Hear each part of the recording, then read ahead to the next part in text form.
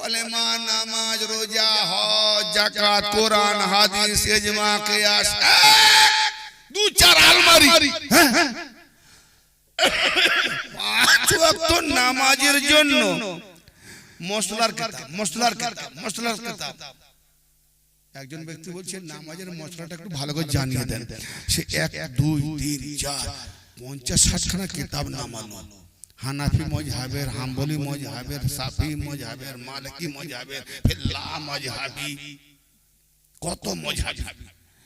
এ দেখে বেচারা বলছে ভাই আপনার নামাজ জিন্দাবাদ, আপনাকে মোবারকবাদ। অত কিতাব খুললে অত পড়বেন আমার মাথায় থাকবে, দূর হতো নামাজ। কোরআন কি বলছে? নামাজের কথা কোরআন কি বলছে? বোঝো, হৃদয় যদি থাকে। আকিমুস সালাত। নামাজ নয়, নামাজ মানে আরাধনা, নামাজ মানে উপাসনা। আর সালাত মানে আরাধনা নয়, সালাত মানে উপাসনা নয়। নামাজের যে ওয়ার্ড থ্রু, যে নামাজের ওয়ার্ডগুলো এসছে, শব্দগুলো এসছে, শব্দমালা কি দিয়ে? সাল্লি, সাল্লা, ইউসাল্লি, সাল্লু, সালাত, সালাওয়াত। নামাজের যে ওয়ার্ড থ্রু হচ্ছে। তো এখানে ইউসাল্লি মানেও নামাজ। আর যখনই নবী পাক তার হাবিবের উপরে আয়াত নাযিল করছে, কি করছে? ইন্নাল্লাহা ওয়া মালাইকাতাহু ইউসাল্লুনা আলান নবী। এখানে ইউসাল্লু মানে কি? মানে করছে নিঃসন্দেহে আল্লাহ ও তার ফেরেশতারা নবীর উপরে দরুদ পড়েন। মানে করেছে না? তো ইউসাল্লি মানে নামাজ না, এখানে দরুদ লাগানো। আবার কোরআন পাকে অন্য জায়গায় বান্দার যখন ইউসাল্লু হচ্ছে তখন নামাজ লাগানো।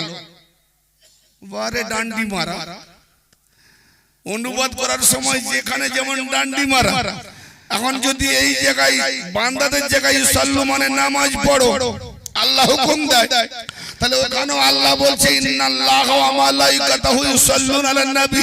নিঃসন্দেহে আল্লাহ ও তার ফেরেশতারা নবীর উপরে নামাজ পড়ে। মানা যায়? হ্যাঁ, আল্লাহ নামাজ পড়ে নবীর উপরে, ফেরেশতারা মানবে? দরুদ করে দে ভাই আমার। নামাজ আর সালাত, আসমান জমিন যতটা পার্থক্য তার থেকে হাজার হাজার গুণ আসমান জমিন পার্থক্য আছে। রোজা মানে উপবাস, সিয়াম মানে সংযম, তফাৎ কতটা? হজ মানে কি? হজ, এর মানেটা বের করে। যাকাত মানে কি? যাকাত, এর মানে গুলো বের করলে ফেসে যাবে। বের করেনি কেন? নামাজ, সালাত মানে নামাজ, সিয়াম মানে রোজা। কথা বুঝতে পারছেন ভাই আমার? খালি বলে ফকির সাধুরা তো শুধু বিয়ের নামাজই হয়। কামবাকা তোমার নামাজের মতো তারা পর নামাজ পড়বে? আল্লাহর ওলিরা সর্বদা যদি আল্লাহর সঙ্গে ল লেগে থাকে, হযরতে ইহইয়া মুনিরি আলাইহির রহমাত জবরদস্ত শায়েখ 800 বছর পুরনো কিতাব। সেই কিতাবে আল্লামা আল্লাহর ওলি শিবলি, হযরতে শিবলি আলাইহির রহমান কওল কে ইহইয়া মুনিরি সাহেব লিখেছেন। হযরতে শিবলি আলাইহির রহমান বলছেন যে আমি যদি নামাজ পড়ি তো শিরক করি, আর নামাজ না পড়ি তো কুফরি করি। সাংঘাতিক ব্যাপার। ওলিদের কথা আমরা বুঝে নেব, মোল্লা বুঝে নেবে। নামাজ পড়লে শিরক, না পড়লে, শুনতে পেয়েছেন কিছু বলেছি? কুফরি, কাফের হয়ে যাবে। নামাজ না পড়লে কাফের, আবার পড়লে মুশরিক। কোন দিকে যাবে? যেমন লা ইলাহা ইল্লাল্লাহ, নাই কোন মাবুদ এক আল্লাহ ছাড়া, তাহলে এক আল্লাহ। আল্লাহর সঙ্গে গায়রুল্লাহকে এক করলে কি হবে? শিরক। শিরককারীকে বলা হয় কোরআনের ভাষায় মুশরিক। সব গুনাহ আল্লাহ মাফ দিতে পারে, মুশরিককে কখনো মাফ দেবে না। এখন লা ইলাহা ইল্লাল্লাহ, এক আল্লাহ, দ্বিতীয় কোনো মাবুদ নাই, মুহাম্মাদুর রাসূলুল্লাহ। লা ইলাহা ইল্লাল্লাহ একটা কথা, মুহাম্মাদুর রাসূলুল্লাহ আরেকটা কথা, দুটো বাক্যকে মিলিয়ে হলো এক কলেমা। তো মুহাম্মাদুর রাসূলুল্লাহ মানে আল্লাহ পাকের পাঠানো মুহাম্মদ, মুহাম্মদকে আল্লাহ পাঠিয়েছে। তো আল্লাহ তুমি মুহাম্মদকে পাঠিয়েছো, তোমার থেকে আলাদা রাখো, তুমি আলাদা থাকো। নবী কেন দুটো মিলিয়ে পড়াচ্ছে যে পড় লা ইলাহা ইল্লাল্লাহ মুহাম্মাদুর রাসূলুল্লাহ। তুমি তো কোরআনে বলেছো আল্লাহ তোমার সঙ্গে যদি যে জন্ম হয়, যে জন্ম দেয় সে তো গায়রুল্লাহ না, যে জন্ম হয়, যে জন্ম দেয় তাকে, তুমি জন্ম হও না, জন্ম দাও না, লাম ইয়ালিদ ওয়া লাম ইউলাদ, তুমি কারো মুখাপেক্ষীও নও। তো তোমার নামের সঙ্গে জন্ম होने वाला, জন্ম देने वाला কে এক করলে কেমন করে? এক করলে তো মুশরিক, আবার ছেড়ে দিল কাফের। কলমা পড়াতেই আমার ভাইরা অবাক হয়ে গেছে। তার মানে নামাজ পরে করবে, আগে তোমার কলমা ঠিক আছে কিনা দেখো। ভিখারি কলমা পড়ে ভিখ চায়, মোল্লা কলমা পড়ে কি যায়? এরাই আবার জিকিরের ফোয়ারা মসজিদে ফাটাফাটি।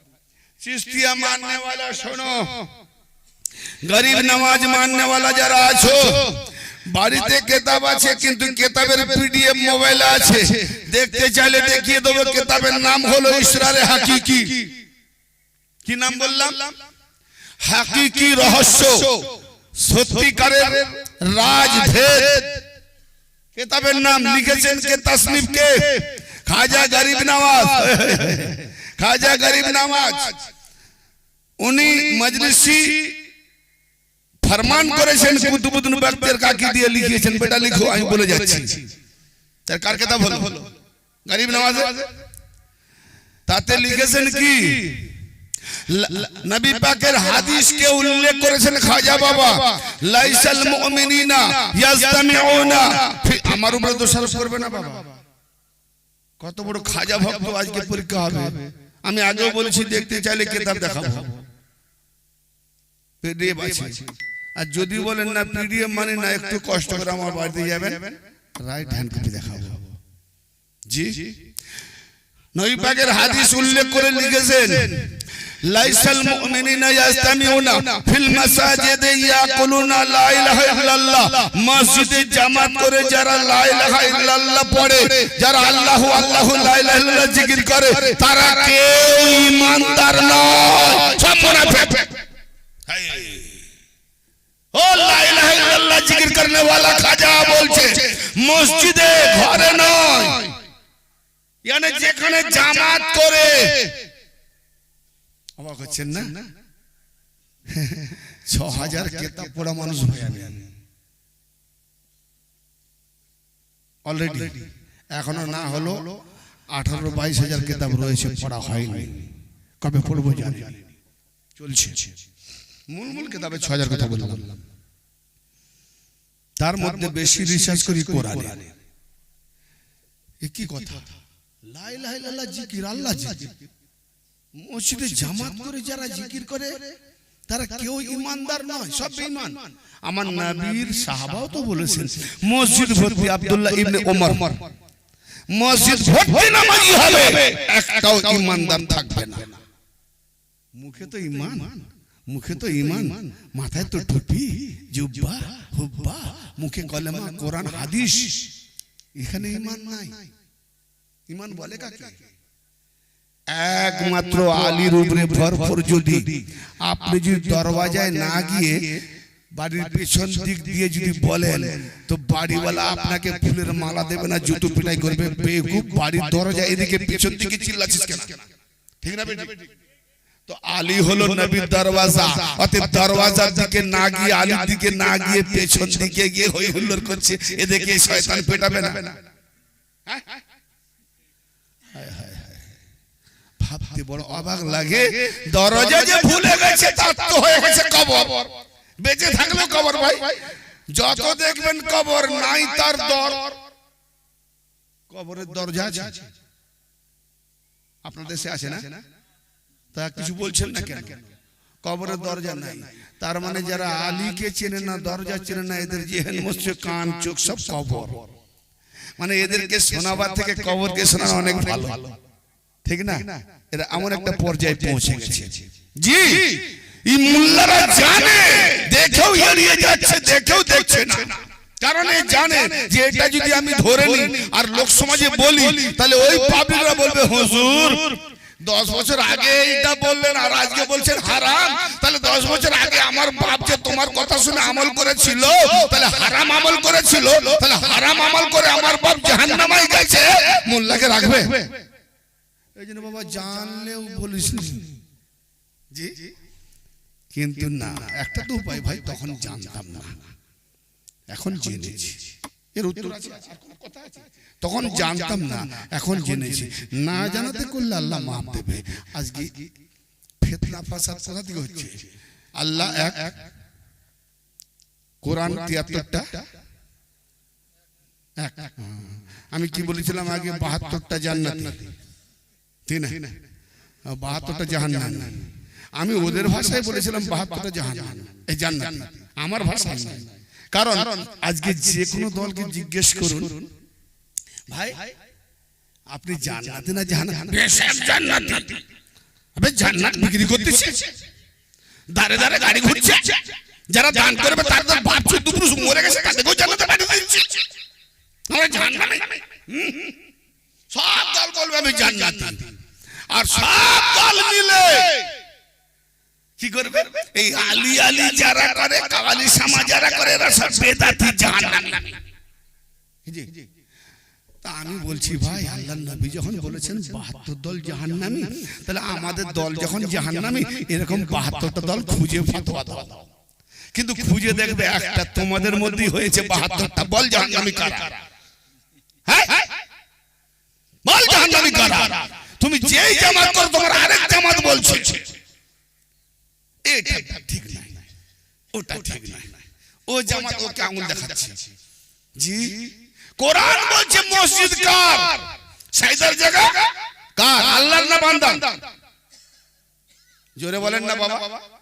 আল্লাহর জন্য তো মসজিদ সাইদা আল্লাহকে করব, আল্লাহর জায়গা, জানা? কাবাকে ফলো করে মসজিদ বানিয়েছে, আল্লাহর ঘর, আল্লাহর জায়গা। কিন্তু এই মসজিদের পাশের লোক ওই মসজিদকে ডিঙিয়ে ওখানে যাচ্ছে, তার মানে এই মসজিদের আল্লাহকে ঘৃণা করেছে।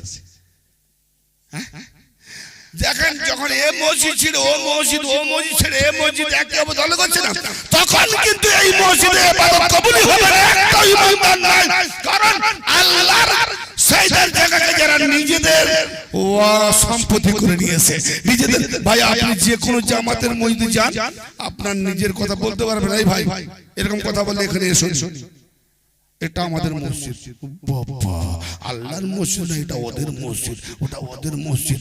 আল্লাহর মসজিদ যখন খুঁজে পাবো তখন ফকিরদেরকে ডেকো, ইনশাআল্লাহ তোমাদের সঙ্গে নামাজ পড়বো।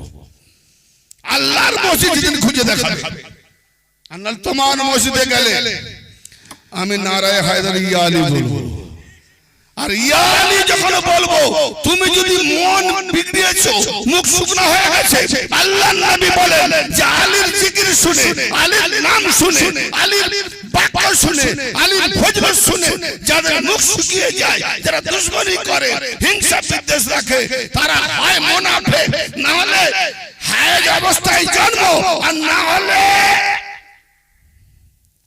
আমি বলিনি বাবা, নবী পাকের হাদিস, যেন নবী পাক বলেছেন এবং ইসনাদ সহিহ, যে না হলে জারজ, জারজ এই নবী পাক গাল দিবে, এরকম তো নবী হতে পারে না।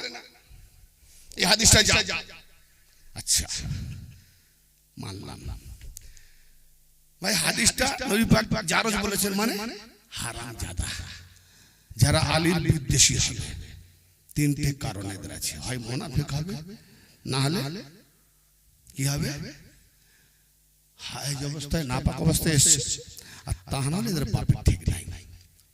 এই নবী এরকম কথা বলতে পারে? এই হাদিসটাই অ্যাকসেপ্ট করলাম, অ্যাকসেপ্ট করলাম। ভাই কোরআন জাল, হ্যাঁ না বলেন না? কোরআন জাল নাই তো? সূরা কালাম নোট করেন, সূরা কালাম আয়াত নাম্বার 30, 13 নম্বর আয়াত। উতুলিম বাদা যালিকা জানিন। এই আয়াত নাযিল হয়েছে ওলীদ বিন মুগীরা তার ব্যাপারে, কারণ নবী পাক যাচ্ছেন বলে উম্মত যাচ্ছে, আর আল্লাহ পাক গালি দিতে দিতে দিতে 10টা গাল দিতে 13 নম্বর আয়াতে এই গালটাও দিয়েছেন। কে দিয়েছেন? আল্লাহ। উতুলিম, হে নবী দুঃখ পাচ্ছেন, ওকে জানো ও কর্কশ মেজাজ, মানে যার কর্কশ মেজাজ সে বোঝার চেষ্টা করে না, ভালো দেখে না। বাদা যালিকা, উহার পরেও কর্কশ মেজাজ শুধু নয়, তারপরেও কি জানো? জানি, মানে জারোজ হারামজাদা। কোরআন বলছে, তাহলে উতুলিম বাদা যালিকা জানিন। ওই একটা কথা আগেও বলেছি, এখনো বলছি, কোরআন নিয়ে আসবেন, যদি সন্দেহ হয় দেখিয়ে নামবো। জি, উতুলিম বাদা যালিকা জানিন।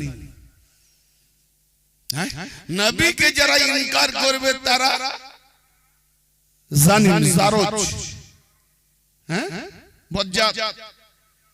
আলীকে যারা ইনকার করবে বজ্জাত। তো আজকে এই জন্য আলী ওয়ালাকে সবাই মানে, আলীকে সবাই মানে। তাই হযরত ইমাম জাফর সাদিক আলাইহিস সালামের কাছে একজন এসে বলছে, মওলা আপনাদের যারা দুশমনি করে, বিদ্বেষী করে, তাদের সম্পর্কে কোরআনে দেখলাম নাসবি। নাসবি মানে, নাসবি মানে জাহান্নামী, কোনো কথা নেই। তো ইমাম জাফর সাদিক আলাইহিস সালাম বলছেন, বস আমাদের উপরে কেউ দুশমনি করবে না।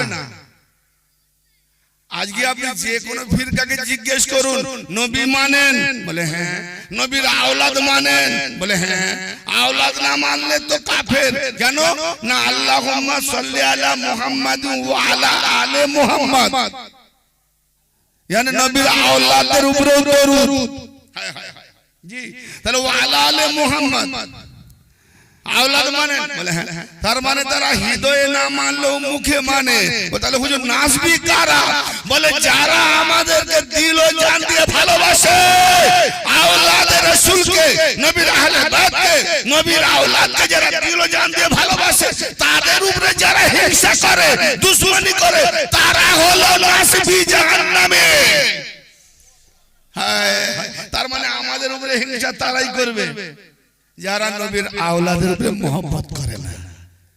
তাহলে প্রমাণ, নবীর দুশমনদের কাছে আমরা হবে বড় মৌলবী, বড় জুব্বাদারি নামাজি, কিন্তু ইয়া আলী মুখ যদি ছিটকে যায়, পেছনে নামাজ পড়া হারাম আছে। বড় বড় কথা না, দলিল আছে, দলিলে ঝেঁকে দেব। তো ব্রাদার মিল্লাত, কোন কোথায় যাচ্ছিলাম? যে নবী, আল্লাহ ও তার ফেরেশতারা নবীর উপরে দরুদ পড়েন, কিন্তু আসলি মানে কি হবে? নামাজ পড়েন। নামাজ তো নয়, সালাত মানে নামাজ নয়। সালাত মানে কানেক্ট, সালাত মানে কানেকশন, সালাত মানে উর্দুতে রাব্তা, সালাত মানে সংযোগ, সালাত মানে জুড়ে যাওয়া। यानी কোনো মুরিদ যখন তার পীরের সঙ্গে জুড়ে যাচ্ছে, তখন সে সালাতে পৌঁছে গেল। বলুন সুবহানাল্লাহ। আল্লাহর ওয়ালির সঙ্গে আল্লাহর সংযোগ এবং মুরিদের সঙ্গে ওয়ালির সংযোগ পরস্পর কানেক্ট রয়েছে। জোরে বলুন,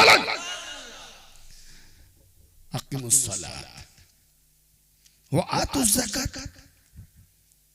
নামাজের পরে কি বলেছে? যাকাত। যাকাত আদায় করো। যাকাত মানে কি? ওই শতকরা 2.5 টাকা দেওয়া প্রতিদিন। নামাজ দিই 24 দিনে 5 বার, 5 বার নামাজ কায়েম করছো, তাহলে যাকাত দিতে হবে 5 বার। না তা না করে আমাদের মজহাবি মৌলভী সাহেব বলেছে ওটা বছরে একবার। কথা ভালো লাগছে? বুঝে আসেনি? যদি না আসে বলবো না, কেন কঠিন কথা তো, এসব কথা চট করে মাথায় ঢুকবে না। হ্যাঁ, যাকাত কদ আফলাহা মান তাযাক্কা, অবশ্যই যে ব্যক্তি যাকাতের রূপ কি? জাকিয়া, যাকাত, জাকি, यानी যে নিজের নফসকে পবিত্রতা করে। জোরে বলেন, এর নাম যাকাত। হ্যাঁ, আকিমুস সালাত ওয়া আতুজ যাকাত, নামাজ কায়েম করো, যাকাত আদায় করো, তারপরে বলছে ওয়ারকাউ, এবং রুকু করো। মাআল্লাকিন, রুকুকারীদের সাথে কোন মোল্লা কোন মুজহাব দেখিয়ে দেন নামাজ পড়েছে, যাকাত দিয়েছে, তারপরে আবার রুকু করতে গেছে, আবার যারা রুকু করে তাদের সঙ্গে ঝুঁকে গেছে। দেখান আমাকে বীরভূম পালিয়ে গেল এড়িয়ে, ও জানতে পেরে গেছে বেরেলির মুফতি মার্কা, বেরেলি জি, এরা তো আলা হযরতকে খোদা বলে বসে আছে। কেননা ফেরাউন বলেছিল আল্লাহ রাব্বুকুমুল আলা, আমি তোদের শ্রেষ্ঠ খোদা। আর এও লিখেছে কিতাবে, হ্যাঁ, আলা হযরত। কে কে হযরত? সম্মানীয় ব্যক্তি, আদম হযরত, মুসা হযরত, ইব্রাহিম হযরত, আমার নবী হযরত, আলী হযরত, গৌস পাক হযরত, খাজা বাবা হযরত, সব হযরতের উপরে টেক্কা দিয়ে আলা হযরত। यानी এরা হযরত, এ হলো সুপ্রিম হযরত। আলা মানে সুপ্রিম, শ্রেষ্ঠ। তার মানে যত হযরত সকল উপরে শ্রেষ্ঠ। নবীর উপরে শ্রেষ্ঠ কে? আল্লাহ। তারপরে আল্লাহ হয়ে বসে আছে না, ডাইরেক্ট বলতে পারে, ডাইরেক্ট বলতে পারে। ওই ফিরকার এক মৌলভী মুফতি একটা চিশতিয়ার ঘরে আমাকে বসিয়েছে, বলছে হুজুর সালাম আলাইকুম, একটু এদেরকে নামাজের হেদায়েত দেন। বলে আপনি এখানে আছেন, আমি হেদায়েত দেব একদিনের জন্য? একদিন নয়, কয়েক ঘন্টা রাতে। না দেখেন, এদিকে বারবার বলছি, কোরআন পাকে বলছেন আকিমুস সালাত ওয়া আতুজ যাকাত, নামাজ কায়েম করো, যাকাত দাও। তো যাকাত দেয় না দেয় তো আল্লাহ জানে, আমরা জানি না। নামাজ তো পড়তেই জানা মসজিদে, মসজিদে। আচ্ছা আচ্ছা, তো ভাইজান নামাজ জানলে তো পড়তে যাবে, যে জানে না সে কি করে যাবে? না না জানে, আমরা জানিয়ে দিয়েছি, সব জানে, ইচ্ছে করে পড়ে না। হুজুর আপনি জানেন, আমাকে একটু শিখিয়ে দেবেন? আকিমুস সালাত ওয়া আতুজ যাকাত, ঠিক এই আয়াতে জিজ্ঞেস করেছিলাম। এরকম অনেক আয়াত আছে কোরআনে। আকিমুস সালাত ওয়া আতুজ যাকাত ওয়ারকাউ মা'আর রাকিন, নামাজ কায়েম করো, যাকাত আদায় করো, এবং রুকু করো, রুকুকারীদের সঙ্গী হয়ে যাও। হুজুর নামাজে কিয়াম করার পরে রুকু করেন, যেটা ঝুঁকেন ওটাকে কি বলে? নামাজে কিয়াম করার পরে ঝুঁকে সুবহানাল্লাহিল আযীম কি বলে? রুকু বলে না? তো নামাজে কিয়ামের পরে রুকু, রুকুর পরে সাজদা, সাজদার পরে তাশাহুদ, তারপরে যাকাত, আবার বলছে রুকু করো। এটা কোন রুকু? যাকাত কোনটা? কাকে বলে যাকাত? আকিমুস সালাত, নামাজ কায়েম করো, যাকাত আদায় করো। ইন্নাস সালাতা তানহা আনিল ফাহশাই ওয়াল মুনকার, নিঃসন্দেহে সালাত তথা প্রচলন নামাজ, কিন্তু সালাত নিঃসন্দেহে নামাজ সমস্ত শরম বেহায়া খারাপিকে দূর করে দেয়। কি করে? দূর করে। তার মানে যে নামাজি হবে তার মধ্যে বেশরম থাকবে না, বেহায়া থাকবে না, খারাপি থাকবে না, বুরাই থাকবে না, মিথ্যা থাকবে না, প্রতারণা থাকবে না, চুগলি থাকবে না, সুদ থাকবে না, ঘুষ থাকবে না, গালাগালি থাকবে না, হিংসা বিদ্বেষ থাকবে না, কামক্রোধ থাকবে না, লোভ মোহাম্মদ থাকবে না, মাৎসর্য থাকবে না। এগুলো মুসলমানদের মধ্যে যারা নামাজি তাদের মধ্যে নেই। দূর করে দিয়েছে, যদি দূর করে দিয়েছে, হায় হায় হায়, আমার কমপক্ষে 60-70টা একদম ভিডিওকে লাইক করে রেখেছি। জি, যদি কেউ বলে দেখিয়ে দেবো, আই বেটা দেখ। মাদ্রাসাতে টিচার, মুদাররিস, শিক্ষক, ও ছোটবেলা 6 বছর থেকে মাদ্রাসায় পড়ে মুফতি হয়েছে, আবার মুফতি হয়ে মাদ্রাসায় পড়াচ্ছে। ও দেখি 6 বছরের শিশুর সঙ্গে, 6 বছরের কন্যা শিশুর সাথে ও বেনামাজি? ওই মুফতি সাহেব কি বেনামাজি? মৌলভী সাহেব আপনারে খাচ্ছে, আপনার নিয়ে পালাচ্ছে, বেনামাজি? যারা যারা এই কাজ করে বেনামাজি, তার মানে নামাজ দূরীভূত করে। এটা নামাজই তো করেনি, এরা নামাজ করে, সালাত করে। ইয়ানে যখনই মুর্শিদের সঙ্গে সালাত করবে, কানেক্ট করবে, আর আয়না যখন সামনে দাঁড়িয়ে থাকবে, কোন মানুষ কি পারবে তার বিবির সঙ্গে বাবা দাঁড়িয়ে আছে সঙ্গম করবে? করবে?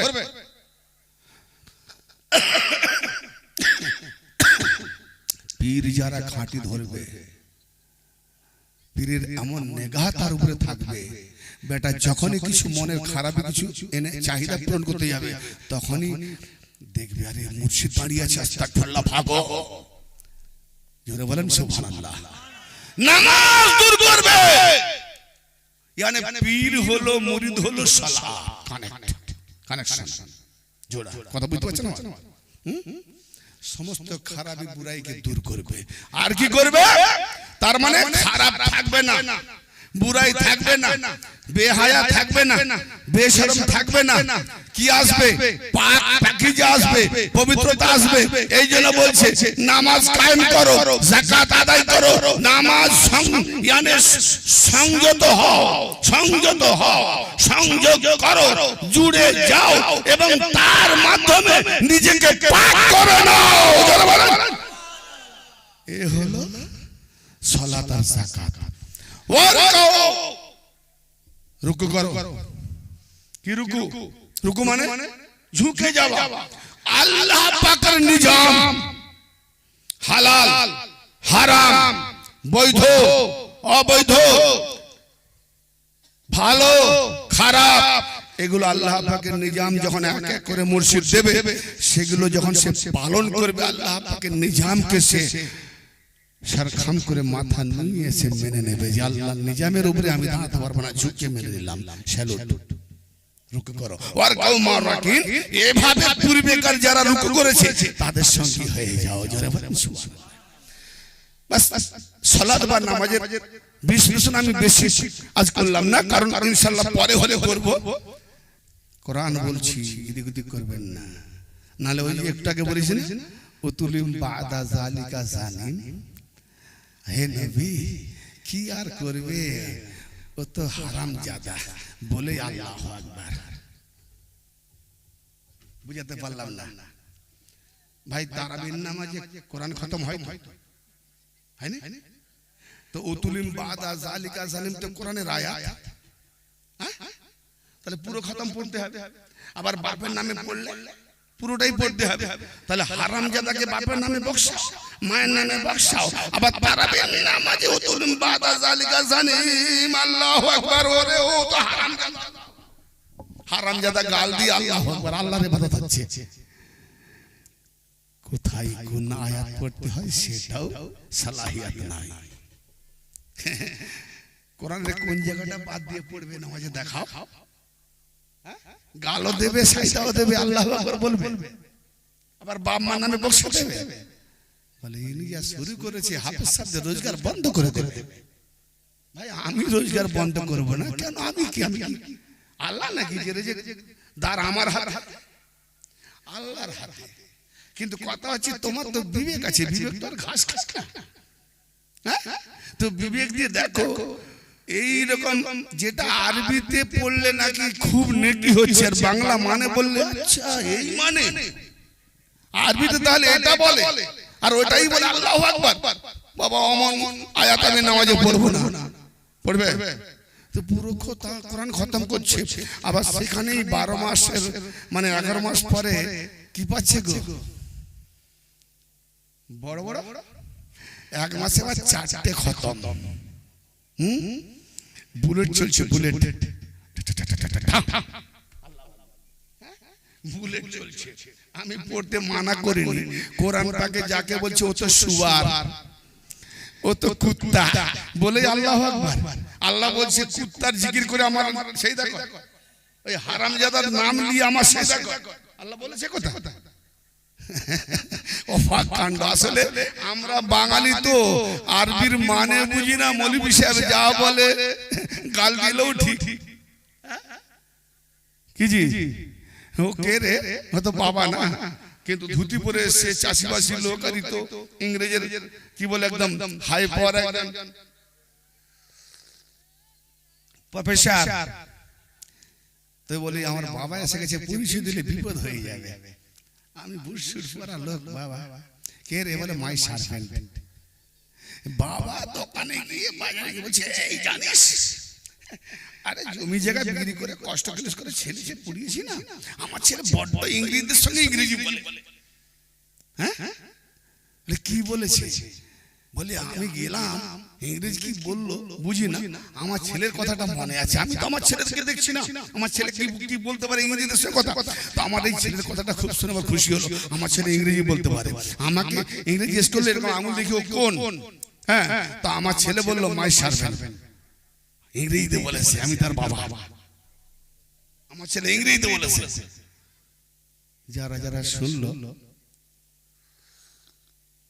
হাসি মুখটা ছিল, মুখটা মলিন হয়ে গেল।